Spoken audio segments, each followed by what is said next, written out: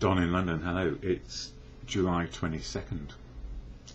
My video is all about recovery from addiction to substance or behaviour and how to live sober one day at a time. Simply one day at a time, the place where we live in the present moment. My substance of addiction, alcohol, my behaviour could be equally addictive towards people, places and things in the past. Trying to be with the right people, in the right places, doing the right things, with the right things, and a glass of something in my hand. Trying to be sociable, trying to be included, trying to be a part of, you name it. Trying to be perfect. I don't know. It never occurred to me I was trying to be perfect. Didn't come into my vocabulary, but I can remember in the past people saying, if I let you down, how would you forgive me? And I never thought about forgiving anybody else, least of all me. It didn't come into my thoughts or feelings. Or did it? Maybe it was just underlying everything, a feeling of less than others. So these days, without alcohol and without the addiction to being with the right people, in the right place, doing the right things, I find I need people, places and things in my life which help me keep sober and help me live life on life's terms, so I can be in the present moment, know what my feelings are, and my history of old times doesn't affect what is going on today. How did I do this? Or did I do it? How did I get to be sober? Well, I don't know that I had much of a hand in it in the early days. I feel I had a lot of advice which I couldn't listen to. I had a lot of feeling of awfulness about myself, just not wanting to wake up any morning or any time after another bout of drinking, and it got to 24/7 addiction. I didn't like it. I didn't like me. I hated myself and wanted to end it. But somehow I didn't. And I don't know what was going on. I'd lost the plot completely. So gently, with the aid of and support of family, in particular my sister, who pushed me into a fellowship meeting, the fellowship of AA, Alcoholics Anonymous, which left me completely bamboozled and confused. And it was a shock, because I still had a hangover, and my reaction was to admit I'm an alcoholic and then go straight to the pub, because it was a shock. And what on earth was I doing in there, where I could see friends from around the neighbourhood, people from my local gym, and you name it, neighbours. And my mother's best friend was there too. And that was a bit of a shock. And she said, "Oh, good job, it's about time you got here," or words to that effect at the time. So it wasn't easy, and it took a while to understand that I needed help to be in recovery and to let go of what I considered my best friend, alcohol. It had seen me through all times. It had helped me fix my feelings when they were awful, and it made my feelings better when I was happy and in love with the right girl. Actually, they suddenly realised I was probably the wrong man for them, at the wrong time, in the wrong place, because I was dislocated and disconnected from real life, living in a bubble, trying to make it a special event always. So these days I just amble and live life as is possible. Needs met, wants forgotten. Covering my needs. First primary need is to be sober, and the Fellowship of AA provided me with the opportunity to find out how to get sober, and then stay stopped and be happy to experience reality as it is and learn what my feelings are as reality is happening. And that's why I'm smiling and happy this morning, because I went to a meeting last night. I hadn't been for 2 or 3 days, and I was feeling disconnected a little bit, even though I had company along the way in the week. But going to a meeting of the fellowship alerts me to all the things that go on when I isolate and disconnect. So the more I go to meetings of AA, even though it's some years now, the better it is for me. Now, I don't speak for AA, never can, never will. AA has unique, authentic people in it, always, as I am, just me as I am today. And we don't speak for each other, we speak for ourselves where we will. And I choose to share a message of experience, strength and hope outside the meetings because I was asked to, for people who can't get to meetings or can't actually connect with others in early sobriety, or just can't get to a meeting. Say something about the daily reflections, a way of keeping sober. So, what is AA? Why do I speak about it? Well, if I were to exclude AA from my recovery story, I'd be telling lies. And if I were to include people's views and opinions, which I hear in meetings, I would be breaking their anonymity. So I share in a general way about what is recovery and how it's going, about me, and how the 12-step program works for me on a daily basis. And one of the things I know, there's a big difference in my life where when I'm on my own, if I am enjoying my solitude and getting a lot from it by being comfortable in my own company, that's perfectly all right.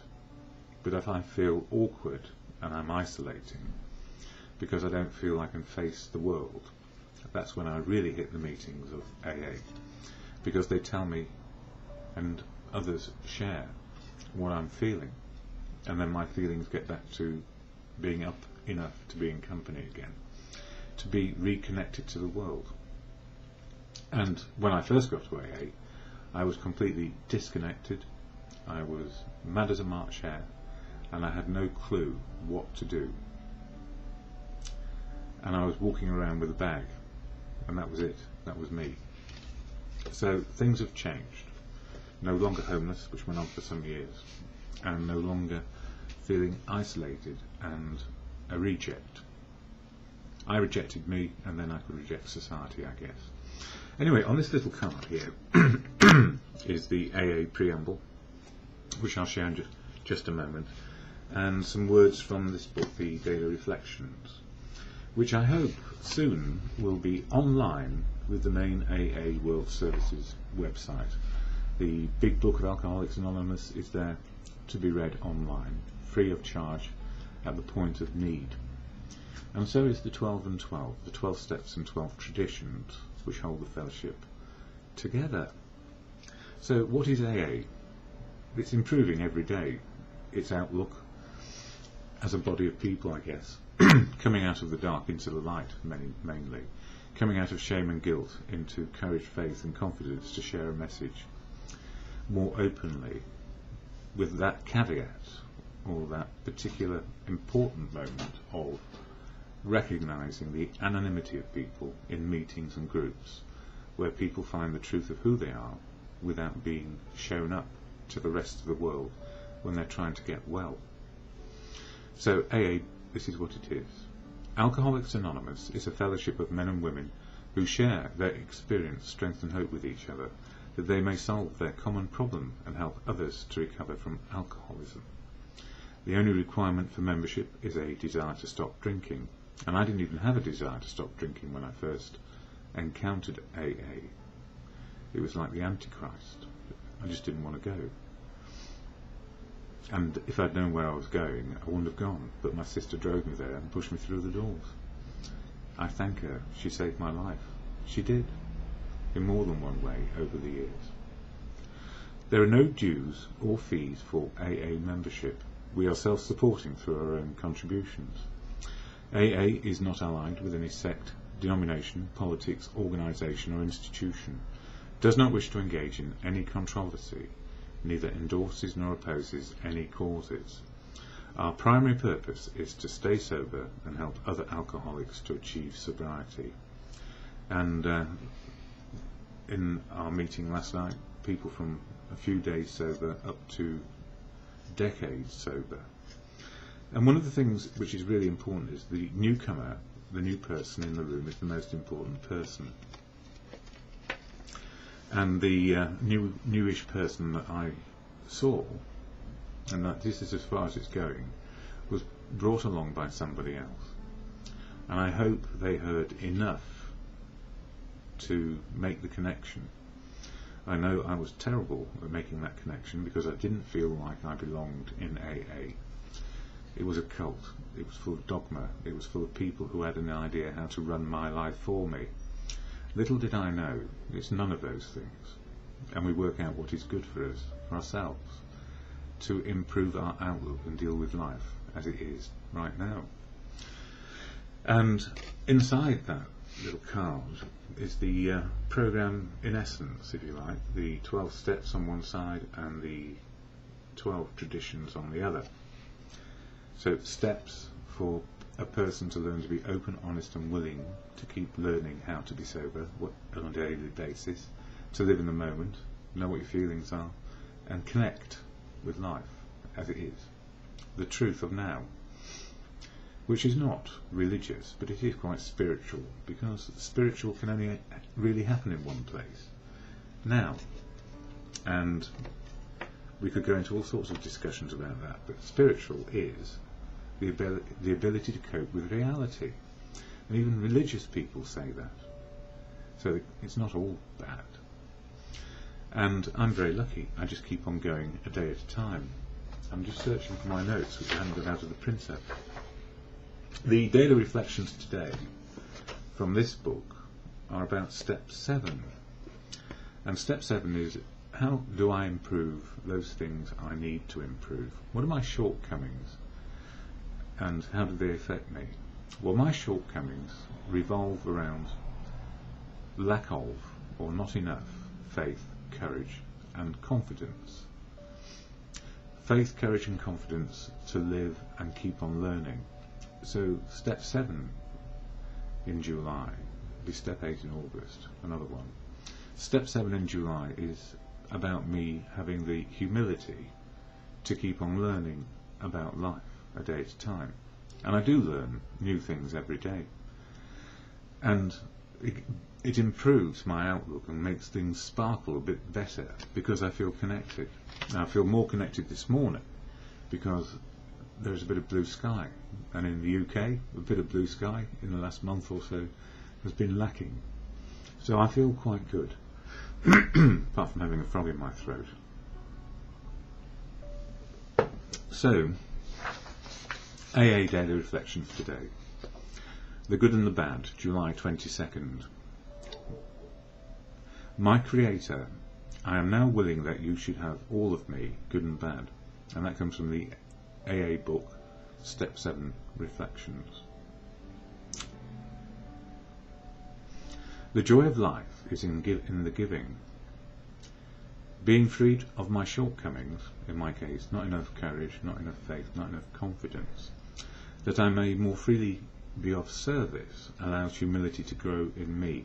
And that word humility is really what it's all about. Humility, the ability to keep on learning life.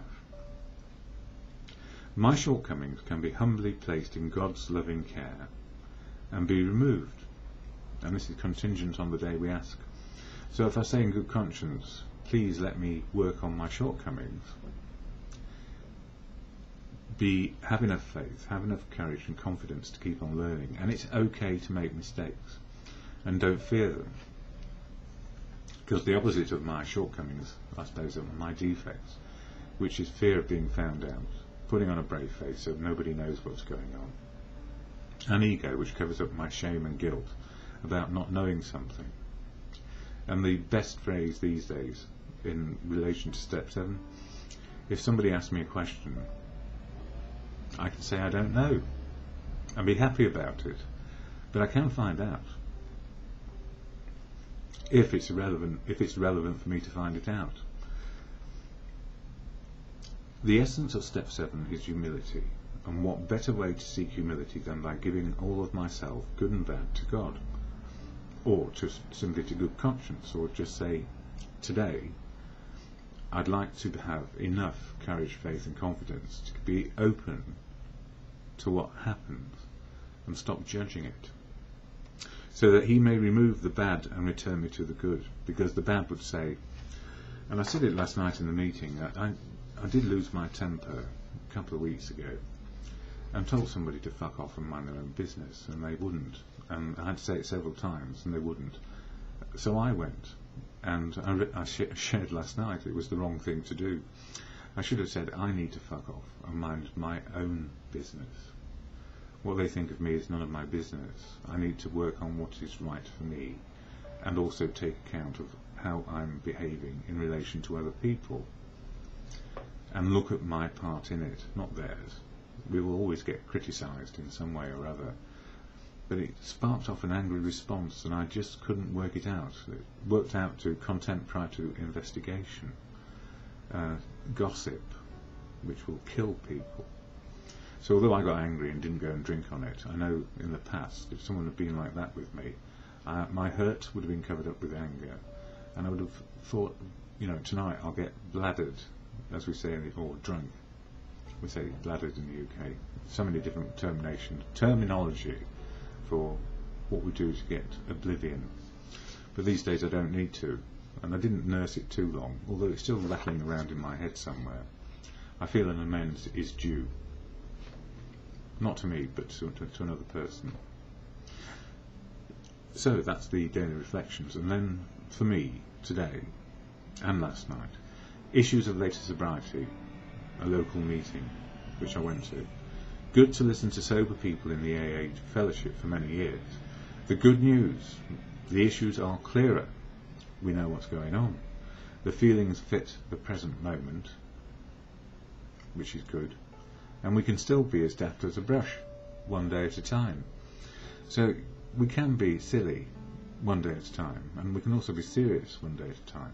And sober is a serious subject, but we do start to laugh at each other. Or not laugh at each other, laugh with each other about what we're trying to do to improve our situation. We do not undermine or forget where we've come from and what we've done. We learn to live and be able to see the brighter side of what is going on. The good and the bad. We learn what works in life. This is from another year. We learn what works in life, the good of living sober. We learn what does not work, the pain of living in sober. Old habits die hard, and this is in early years, or early days. Some people get it so quick, I'm astonished. It just shows how solid I was and stuck. From extremes back then to new attitudes and behaviour. From unsustainable extremes to deeper balances in living. Today wisdom grows with sober first. And it is all about learning something new each day, and knowing that some things will work today and some things won't. And when they won't work, can they work with help, or should they be abandoned? Stop beating ourselves on a brick wall or running into brick walls. Why not go round them? Find a new path. That's what it's all about for me. Sober first, this is another year. Sober first, we do not accept the unacceptable. Sober first, we feel right and think right more often. But thinking that sober first, we feel right and think right more often. But I still need to check it out from time to time, pretty much every day. We feel loved back, and become useful. Acceptance of the truth of now.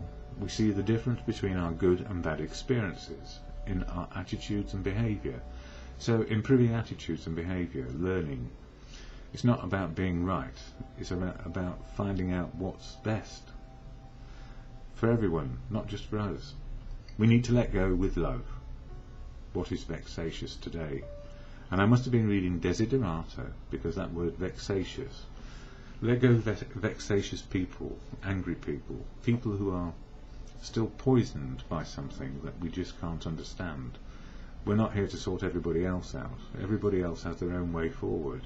All we need to do is work on what we need to work on to improve our outlook and connection to real life. How to love, be loved, and useful. Wisdom. So that's me for now.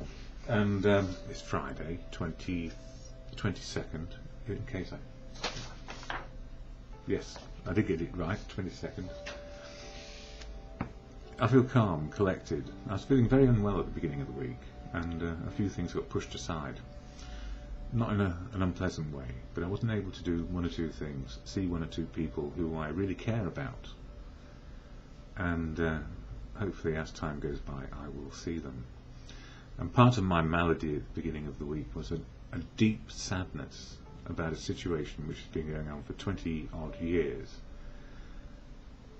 and realising, I guess, that it must end and stop hoping and trying to connect, hoping that reality will come, and stop wondering, because it's not my business. One day I'll write about it, maybe. No, I think it just needs to go back to where it was, history. And I'm not here to fix anybody, nor to judge them. I need to look at my own outlook, get it checked out with friends in the fellowship, know I'm on course. And one of the big things in the fellowship, men and women hug each other because it's good to hug. And, you know, it's astonishing. A hug is more important often than 1,000 words of comfort. And that is in a completely, what's the word? I can't remember the word right now. Without any particular, I don't know, you know what I mean. Do you know what I mean? A hug is all it is required sometimes to make a person feel okay about who they are today. So for those who don't want to be hugged, people won't hug you because you will give off the right vibes. And for us who like a bit of hugging, and it's just what it is, an expression of affection, liking people. That's what I was getting to. Liking people, affection, and being able to demonstrate we're not where we were before, back then, cut off. We're now reconnected, and it's done in a really, really straight. Where am I going with this? I should shut up. What am I talking about? I'm talking too much. The serenity prayer, well, I'm not quite sure about anything. Can do, can't do. Can shut up, cannot make sense anymore this morning. Can do, can't do. That serenity prayer, learning the wisdom, humility to learn each and every day about life. It's not about me anymore. It's about life as it is for everyone. So the serenity prayer to God in all good conscience, as you understand a meditation which helps can do, can't do wisdom. God, grant me the serenity to accept the things I cannot change, anything else, people, places and things. Courage to change the things I can, me, my attitudes and behaviour. And the wisdom to know the difference. Well, it can only be in the moment and just for today.